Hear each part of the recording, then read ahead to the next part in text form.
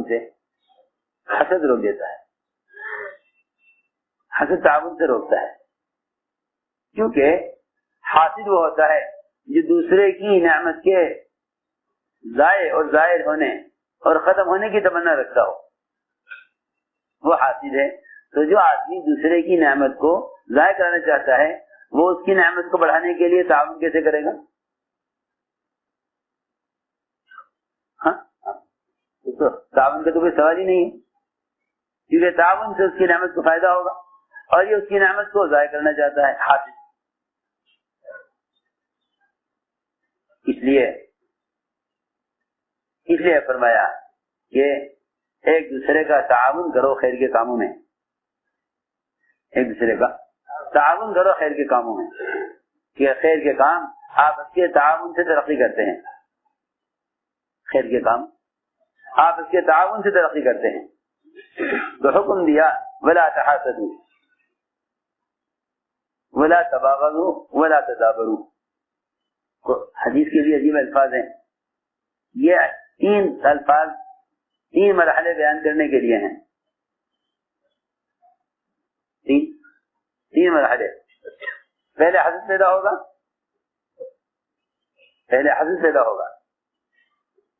حسد پیدا ہو جائے گا تو نفرتیں ہوں گی، پھر نفرتیں ہوں گی تو ایک دوسرے سے رخ پھیر لیں گے.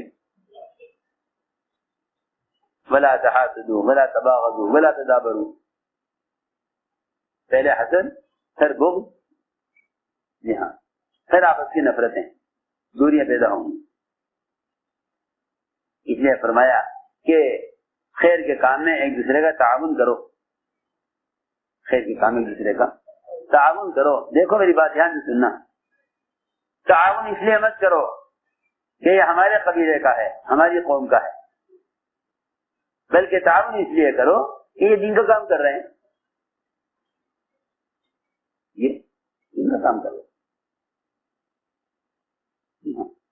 اللہ مجھے معاف فرمائے، اب تو ایک مدرسے کا یا ایک کسی دینی شعبے کا تعاون کرتے بعد یہ سوچتا ہے کہ یہ کس خیال کے کس ذہن کے ہیں، ہم ان کا تعاون کریں یا نہ کریں. مجھے اتنا غم ہوا افسوس ہوا سن کر. کسی جہالت اور کیسے نکلنے پن کی بات ہے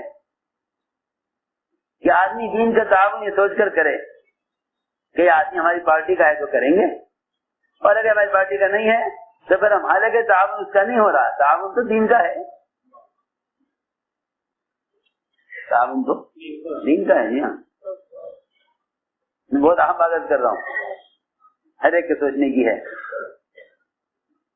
یہ تعاون کرنے پہلے پوچھیں گے ہاں بھائی ان کا تعاون کریں نہ کریں. ارے تم تو آپس میں پھٹے، کیا تم نے دین کے شعبے پھاڑ دیے؟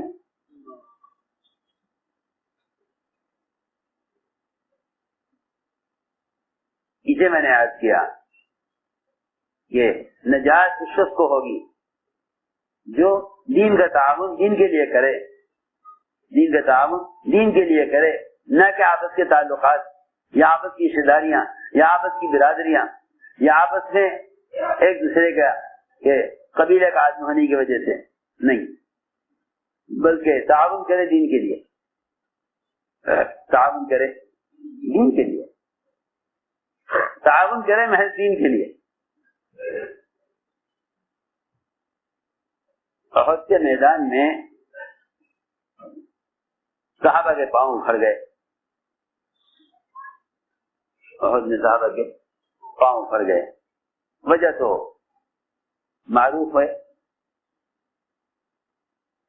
کہ جب پورے میدان کے ایک علاقے والے یا ایک مورچے والے صرف سارے میدان احد میں ایک مورچے والے انہوں نے اپنے مورچے کے امیر کی مخالفت کی. صوبوں میں ذمہ دار ہیں، صوبوں میں مشورے شورا والے ہیں، صوبے والے سوچ کر نافرمانی کر لیتے ہیں کہ جو ہم چاہ رہے تھے وہ نہیں ہوا. مشورے جو آپس میں لڑتے ہیں صرف اس لیے کہ جو ہم چاہتے ہیں وہ نہیں ہوا، جو ہم چاہتے ہیں وہ نہیں ہوا۔ اس میں دو قسم کے لوگ ہیں، ایک قسم تو وہ ہوتی ہے جو اجتماعیت کو چھوڑ کر ہی بیٹھ جائے، ان کے کم ہونے سے تو نقصان نہیں ہوتا میدان کا، یہ تو پکی بات ہے۔ ایک قسم وہ ہوتی ہے جو بات مان کر ساتھ ہو جائیں، ٹھیک ہے کہ اگر ساتھ چلنے والوں نے اگر ایک علاقے کے ذمہ دار کی بھی نافرمانی کی تو ان کی نافرمانی کا اثر پوری امت پر اور ان کی نافرمانی کا اثر پورے میدان پر پڑے گا۔ میری بات بہت توجہ چاہتی ہے، ان کی نافرمانی کا اثر پورے میدان پر پڑے گا۔ جبل رومات سے 40 صحابہ اپنے امیر عبداللہ بن جبیر کی بات کا انکار کر کے مال غنیمت کی فضیلت میں نیچے اتر گئے۔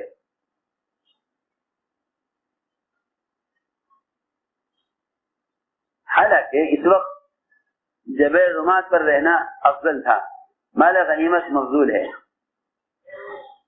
یہ نہیں کہ مال غنیمت کی فضیلت میں حکم چھوڑ دیا جائے، مال غنیمت کی فضیلت میں حکم چھوڑ دیا جائے۔ اللہ تعالی اطاعت میں آزمانے کے لیے دو چیزوں کو جمع کریں گے ایک وقت میں، ادھر حکم ہے کہ یہاں سے نہیں ہٹنا، اور ادھر دو چیزیں لے آئے، ایک تو امن لے آئے کہ سارے کفار بھاگ گئے، اور دوسرے مال غنیمت دکھلایا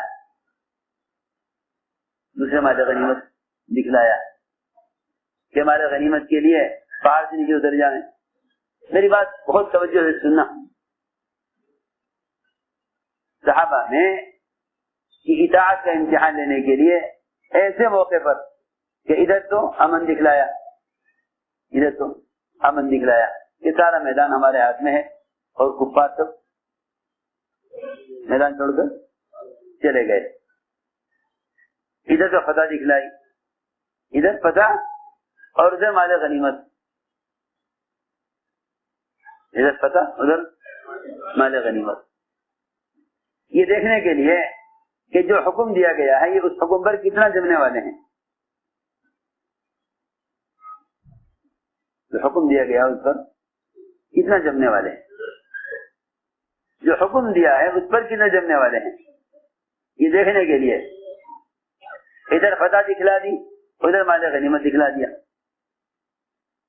پھر امتحان لیا کہ دیکھنا یہ ہے کہ اس وقت حکم پر جمتے ہیں یا مال غنیمت کی فضیلت میں حکم چھوڑ دیتے ہیں۔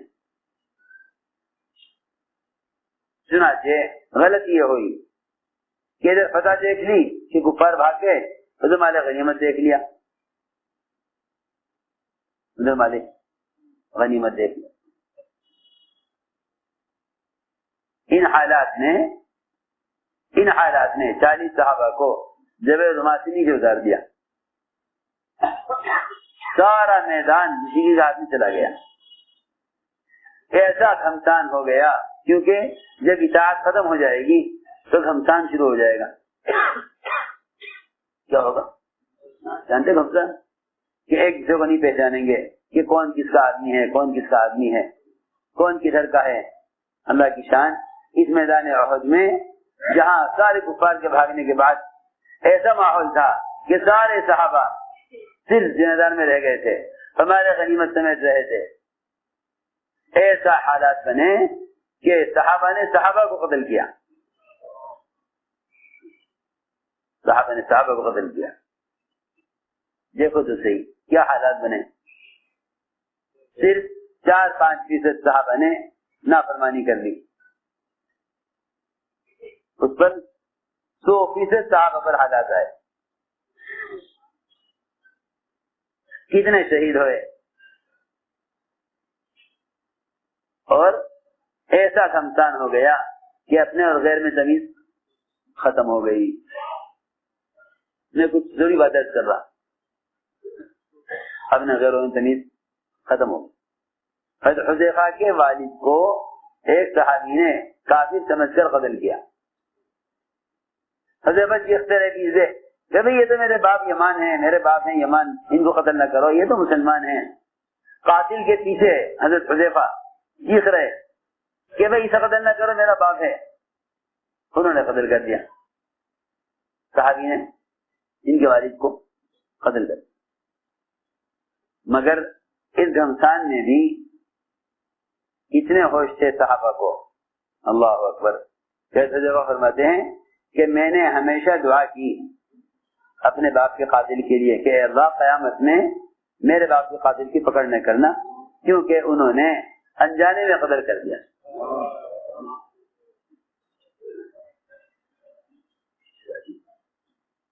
ہمیں تو کوئی ذرا سے کوئی بات کہہ دیں طبیعت کھٹی ہو جائے گی، بس دعا پر آ جائیں گے، قانونی کارروائی ان کے خلاف کریں گے، جو ہو سکے کریں گے مخالفت میں. وہاں آنکھوں کے سامنے حذیفہ کے باپ کو صحابی نے قتل کیا، یمان کو، باوجود ان کے روکنے کے، ان کے باوجود روکنے کے. ایسا نہیں کہ وہ وہاں موجود نہیں تھے، حذیفہ موجود تھے، وہ چیخ رہے پیچھے سے. حذیفہ وہاں موجود تھے، وہ چیخ رہے پیچھے سے کہ ارے ارے اسے قتل نہ کرو، یہ تو مسلمان ہے، میرا باپ ہے. انہوں نے نہیں سنا اور قتل کر دیا حضرت یمان کو. تو حذیفہ ہمیشہ دعا اے اللہ میرے باپ کے قاتل کو معاف کر دے، کیونکہ میرے باپ کے قاتل نے میرے باپ کو جان کر قتل نہیں کیا، وہ اس کو قاتل سمجھ کر قتل کر دے. لیکن میں تو کہنا چاہتا تھا کہ یہ سارے حالات کیوں بنے؟ صرف اس لیے کہ 40 صحابہ جو روما سے نیچے اتر گئے. تو میں عرض کر رہا تھا کہ جب یہ حالات بنے تو قزمان آیا انصار کی مدد کے لیے. قزمان آیا انصار کی مدد کے لیے. اب صحابہ حیران کہ یہ تو ہم میں سے تھا نہیں، یہ ہماری مدد کے لیے کیسے آ گیا؟ ادھر کفار حیران کہ یہ تو ہم میں سے تھا، مسلمانوں میں کیسے چلا گیا؟ کیونکہ جب بھی اس کا ذکر ہوتا تھا آپ کے سامنے، آپ سمجھ لیں کہ قزمان کو میں نے جہنم میں دیکھا ہے. قزمان نے آ کر انصار کی مدد کی اور بڑا زور کا حملہ کیا اور بہت کام کیا. خود تو زخمی ہوا بہت، لیکن انصار کو فتح کرا دی. خود تو زخمی ہوا مگر انصار کو فتح کرا دی. سنو غور سے، خود تو زخمی ہوا انصار کو فتح کرا دی. جب قزمان کی کوشش سے فتح ہو گئی اور 7-8 مشرک اس نے قتل کر دیا، تو صحابہ کو خیال آیا کہ چلو بھائی اس کے گھر چلتے ہیں اور اس کو جا کر اس کے کارنامے پر خوشخبری دیں گے اسے اور اس کا شکریہ ادا کریں گے. آئے انصار قزمان کے گھر اور کہا ہے قزمان تم نے بڑی مدد کی ہے اور تم نے بڑا کارنامہ انجام دیا ہے، تمہیں خوشخبری ہو. تو قزمان نے یہ کہا کہ مجھے کہیں گے خوشخبری سنا رہے، میں نے تو جو کچھ کیا تھا وہ اپنی قوم انصار کے لیے کیا تھا، کیونکہ قوم کا آدمی قوم کی مدد کیا کرتا ہے. کہنے لگا کہ خوشخبری سنانی ہے تو جاؤ خوشخبری سناؤ اس کو جس نے اللہ کے لیے کیا ہو. میں نے تو اپنی قوم کے لیے کیا ہے کیونکہ آپ میری قوم کے لوگ ہیں. روایت میں ہے کہ اس نے نیزہ کھڑا کیا زمین پر اور اپنا سینہ اس پر رکھ کر اپنے آپ کو خود قتل کیا. یہ انجام ہوا. میں نے اس لیے عرض کیا ہے، یہ امت کی اجتماعیت اس میں ہے کہ ایک دوسرے کی مدد کرو، علاقائیت قومیت خاندان کی بنیاد پر نہیں بلکہ صرف دین کے لیے. اس سے تعاون کرو دین کے لیے، کہ دین کے کام آپس کے تعاون سے ہوتے ہیں. دنیا کے کام تقابل سے ہوتے ہیں، تاجر تاجر کے مقابلے پر، حاکم محکوم مقابلے پر. دین کے کام تعاون سے ہوتے ہیں، دنیا کے کام تقابل سے ترقی کرتے ہیں. دنیا کے کام تقابل سے ترقی کرتے ہیں اور دین کے کام تعاون سے ترقی کرتے ہیں. اس لیے فرمایا وتعاونوا علی البر والتقوی کہ نیکی کے کام اور تقوی کے کاموں میں ایک دوسرے کا تعاون کرو. لیکن اس تعاون سے حسد روک دیتا ہے. تعاون سے حسد روک دیتا ہے. کیسی بھی تقاضے آ جائیں لوگ یہ کہتے ہیں نہیں ہم ہی کے ساتھ نہیں رہیں گے, ہم کام الگ کریں گے, ان کے ساتھ نہیں رہیں گے. اس سے آپس کی قوتیں ختم ہو جاتی ہیں اور اجتماعیت ختم ہو جاتی ہے. اس لیے فرمایا ایک دوسرے کا تعاون کرو خیر کے کاموں میں. حسد نہ کرو کیونکہ حسد تمہیں تعاون سے روک دے گا. حسد تمہیں تعاون سے روک دے گا. صحابہ کرام کی آپس کی اجتماعیت ایک بڑا سبب یہ بھی تھا کہ وہ جس کو بھی آگے بڑھتا دیکھتے تھے اس کے ساتھ ہو جایا کرتے تھے. جس کو آگے بڑھتا دیکھتے اس کے ساتھ ہو جاؤ کہ چلو ان کے ساتھ ہو جاؤ, اللہ ان سے کام لے رہے ہیں ہم سے بھی لے لیں گے. عبداللہ بن عامر بن العاص رضی اللہ تعالیٰ عنہ 3 رات حضرت سعد کے ساتھ رہے ان کے گھر میں. ساری رات دیکھتے تھے ان کو کہ اب کون سا عمل کرتے ہیں, اب کون سا عمل کرتے ہیں, اب کیسے نماز پڑھتے ہیں, کیا دعا مانگتے ہیں. لیکن 3 رات سعد عشاء پڑھ کر سوئے اور فجر تک سوئے. کوئی رات کو تہجد اور کوئی ذکر و تلاوت اور کوئی مجاہدہ اور ریاضت کچھ نہیں کیا. 3 دن تک منظر دیکھ کر کہنے لگے کہ جب یہ کچھ کرتے نہیں تو یہ جنتی آدمی کیسے ہو سکتے ہیں. کہتے ہیں کہ میں ان کے عمل کو حقیر سمجھ کر وہاں سے چل دیا. انہوں نے مجھے بلا کر کہا کہ تمہیں میرا عمل حقیر لگ رہا ہے, میرا تو یہی معمول ہے جو آپ نے دیکھا ہے. لیکن اندر ایک صفت یہ ہے کہ اگر اللہ نے کسی کو کسی خیر سے نوازا ہے تو مجھے اس پر حسد نہیں ہے. میرے دوستو عزیزو, مال کی تقسیم, علم کی تقسیم, عقل اور دانشوری کی تقسیم, عہدوں کی تقسیم, یہ صرف اللہ کا کام ہے. صرف اللہ کا کام ہے.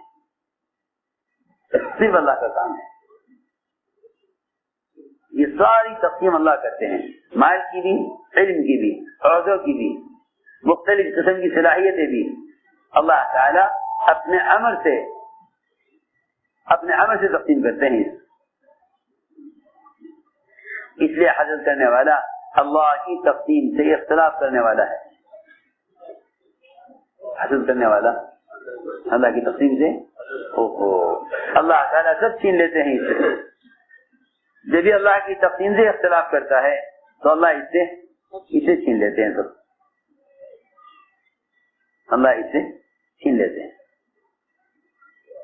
یہ بھی اللہ کی تقسیم سے اختلاف. حسد کا مطلب ہی یہی ہے, اے اللہ تم نے اس کو یہ چیز کیوں دی ہے. بس اللہ تعالیٰ کو غصہ آ جاتا ہے کہ تم میری تقسیم سے اختلاف کر رہا.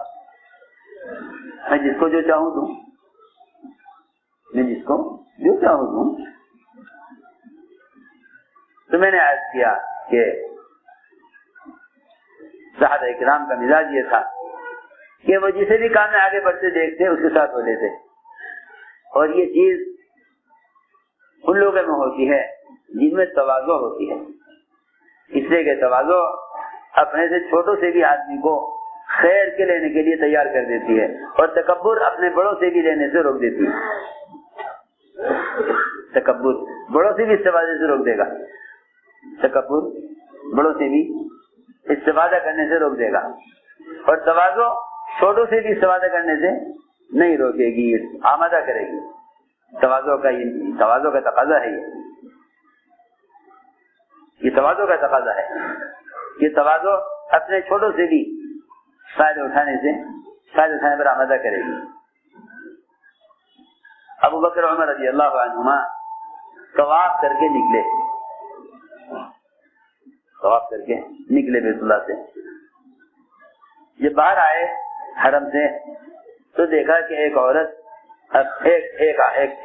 ایک جوان اپنی ماں کو پیٹھ پر لے کر طواف کے لیے آ رہا ہے.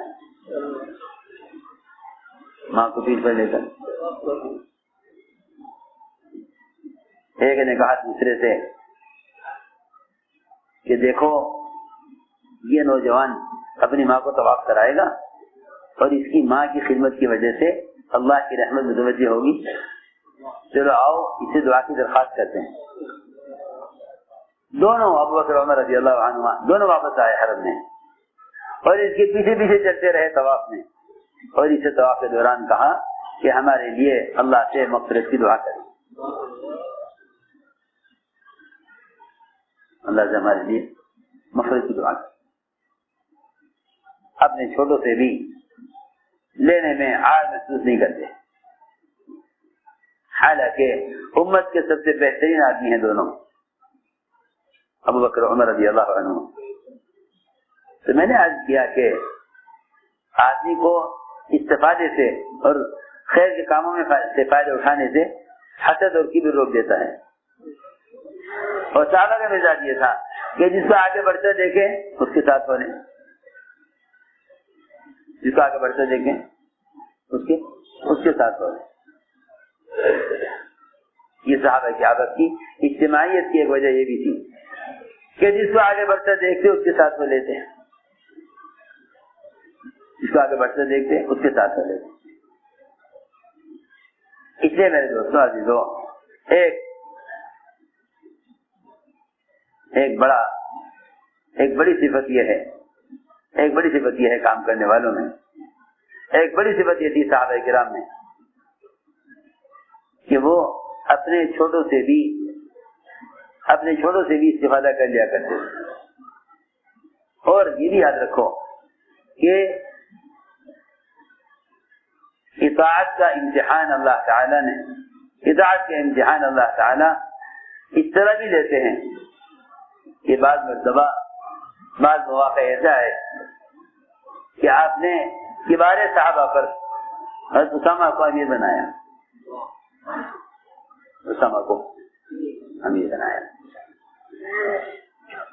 لوگوں نے اشکال کیا اس لیے کہ چھوٹے بڑوں کی ماننے یہ اطاعت کا کمال نہیں ہے. یہ اطاعت کا کمال نہیں ہے کہ چھوٹے بڑوں کی مان کر چلیں, اطاعت کا کمال نہیں ہے. اطاعت کا کمال یہ ہے کہ بڑے چھوٹوں کی مان کر چلیں.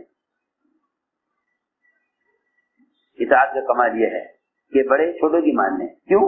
اس لیے کہ حق بات جہاں سے ملے لے لو,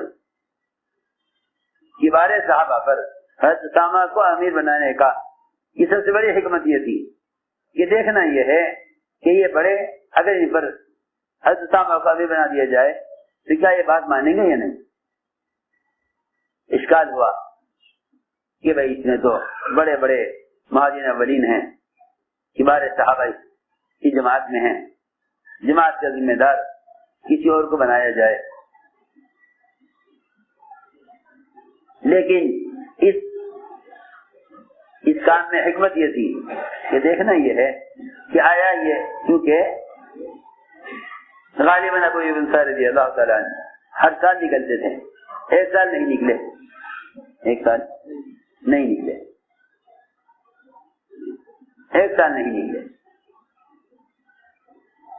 اور نہ نکلنے کی وجہ یہ ہوئی کہ اس سال ان کی جماعت کا ذمہ دار ایک نیا آدمی, جوان آدمی کو بنا دیا گیا.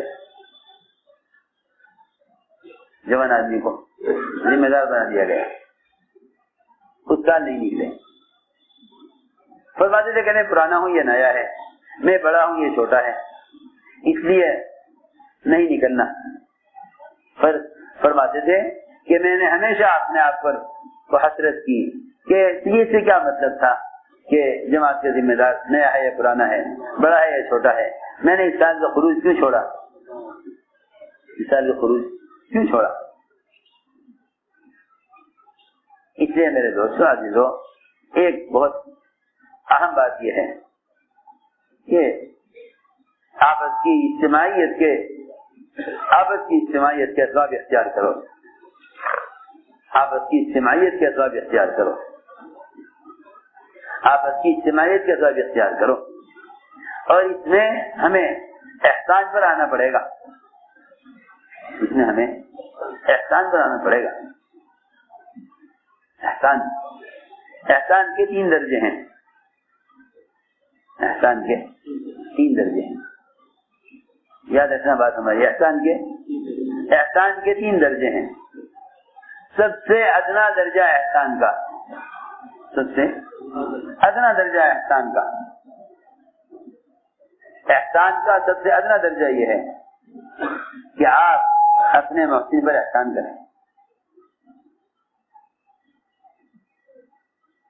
احسان کا سب سے ادنا درجہ، جسے لوگ سمجھتے ہیں کہ بہت اعلیٰ درجہ ہے کہ بھئی آپ پر کسی نے احسان کیا، آپ بھی اس پر احسان کریں۔ اسے لوگ سمجھتے ہیں کہ بس یہی کافی ہے۔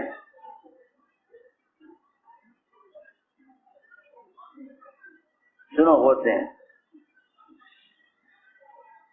سب سے ادنا درجہ احسان کا کہ آپ اپنے محسن پر احسان کریں، جو آپ پر احسان کر رہا ہے آپ اس پر احسان کریں۔ یہ احسان کا سب سے ادنا درجہ ہے، اور یہ ایسا حق واجب ہے جس کو ادا کرنا چاہیے۔ اذا حییتم بتحیۃ فحیوا باحسن منها او ردوها، کوئی تم پر احسان کرے تمہیں چاہیے کہ اس کو بھی تم وہ چیز دو جو اس نے دی ہے یا اس سے بہتر دے دو۔